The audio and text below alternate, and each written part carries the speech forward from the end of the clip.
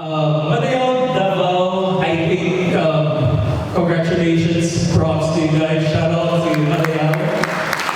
Mateo is one of the most effective storytelling approaches, very complex storytelling. While we see the dance movements, the staging, the very colorful costumes that they wear, and the feeling of celebration that we get from their presentation, the story actually is more complicated than that. It shows a lot about the pre-colonial practices, stories of the country. It tells about the indigenous methodologies and cultures and stories and mindsets and feelings in the country. It's super relevant to the third week of the Miss Pillars training because we're talking about facilitation and storytelling. And in the practice, we always say there are two sides to a story, but in the reality, there are multiple sides to a story. And like the presentation of Mateo, it's not just about two sides of the story, it's multiple voices in Mindanao, multiple voices in the Philippines. And while they have graceful movements, they're actually talking about the struggles of the people, the challenges of the communities, and even violent conflicts that they've encountered along the centuries of the existence of the Philippines. But through their graceful movements, it actually also expressed the different nonviolent ways of pre-colonial indigenous methodologies of facilitation, dialogue, and resolving conflicts in the communities. And that's why when you see their final staging, it shows a lot of them expressing the essence of being a family, the essence of being a community, despite the multiple diversity. And it also shows the real essence of celebration as a community, which I think is super relevant to the theme of this year's annual physical training. When we talk about the means of violence, it is real. It is happening. Violence in the world right now is evolving. There are new fronts on a daily basis that are changing. Maybe a few years ago, we were talking about the war in Mindanao. But now, it's a different word. We're talking about Ukraine. And maybe a few years ago, we would have thought that this would happen. A few annual training before, we were accompanied by multiple colleagues from Myanmar. But now, we've seen an observable decrease of participation. Why? Because of the things that are happening in Myanmar. Who would have thought that things would just escalate at this level in Gaza right now? Who would have thought that China would be so brazen enough to build artificial islands? Who would have thought that China would also do things that would ramp up conflicts in Hong Kong and Taiwan? Things are changing. Apart from the direct forms of violence, we are also experiencing micro doses of violence. When you wake up in the morning, you pick up your phone, you scroll through social media, and you see a lot of angry emotions. A lot of posts that are reinforcing polarization in our society. When you go out of your house, you take public transport, and then bang, you're snapped with reality. Fuel prices are increasing, public transportation fare are changing, wage is not changing, but commodities are skyrocketing, meaning there are economic forms of violence. And now, when you go through different communities, you're hearing about us and them narratives they're of this religion, or of this kind of faith, or this kind of ethno-linguistic culture, and they're a different kind of culture. And we're also seeing people, even within the same faith, having polarization. And these are microdoses of violence that we're facing every single day. So the question right now is, how should we deal with this situation? The past few months, I've been talking with a lot of younger colleagues, not just in the Philippines, and there's a commonality.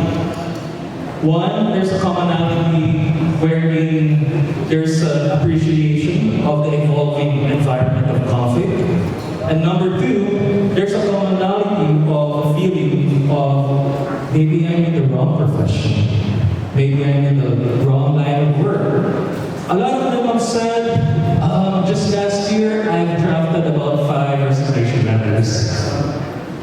Just in the past few months, I'm thinking of applying for a job in a commercial line of work, maybe move to an online employment. And these are the kind of challenges that we are facing right now. There's disappointment, there's frustration, and at the same time, there are also other opportunities for peace builders and younger peace builders. So the question right now is that what will happen to the community of peace builders if this trend will continue? There is an ongoing viral trend online right now, especially in the Philippines. It's the trend of Miss Quotes. So there are popular quotes, and then we have the Miss Quotes. For example, there's a quote that says, do your best, and God will make you rest. Right? Or blessing in these guys, right?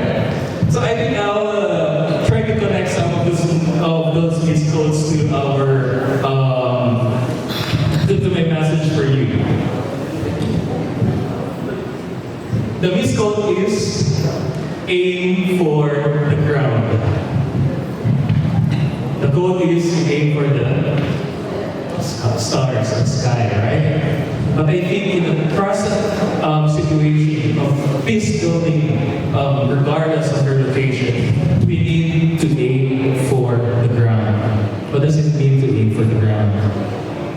Meaning we have to be realistic with our objectives.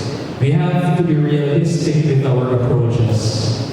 And we have to be there on the ground to ensure that peace building is context-based and relevant to the communities that we journey with. So aim for the ground. But that doesn't mean that we shouldn't look up and aim for the stars. So let's aim for the stars, but also aim for the ground. What could be another Miss Quote? Thinking of more Miss Quotes.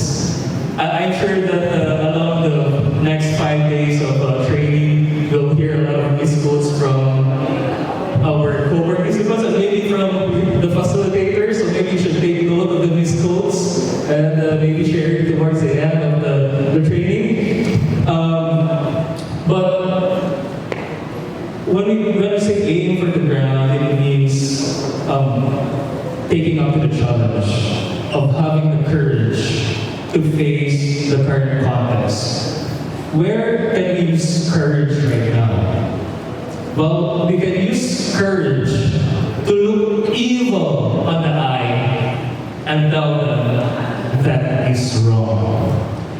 In the midst of violence, when we cower into silence, evil will win. So it's a challenge for peace builders to look evil in the eye and tell them they're wrong. We also need courage to face the evolving changes in peace building. Meaning, we're at the junction right now where we should also question our ideas in peace building. Always question the approaches in peace building. and even question how resources are being used in this building. That is courage.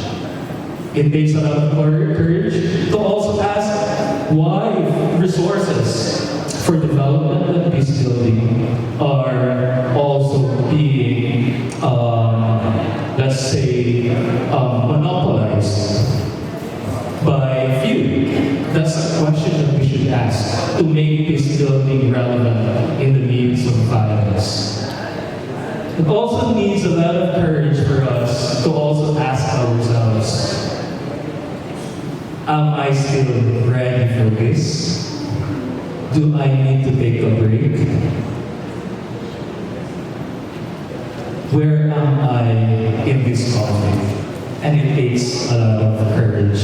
I think I'll end my message by sharing a popular quote which I got from a Korean drama.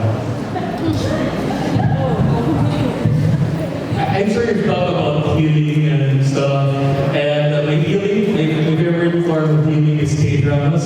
And there's one popular quote that I got from K-drama, and it says, "Gwen Chandan." Okay, no, in the midst of violence, if you're tired, it's okay to take a break. It's okay to go home, take a shower, watch K-drama.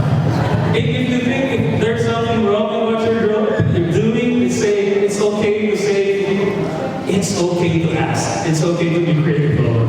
And if if you're in the middle of a situation where you need to look the evil in the eye, it's okay to say you are wrong and this is the right way, this is what is just, this is what is fair. It's okay to say that. And I think for the next 5 days, we'll have a lot of reflections, we'll have a lot of realizations. Please say Gwen Chandan if you're tired, if you're sleepy, Gwen Chandan. And when we go back to our respective communities, I have one request from you. Please, let's shine brightly, but let's not burn out. Thank you so much.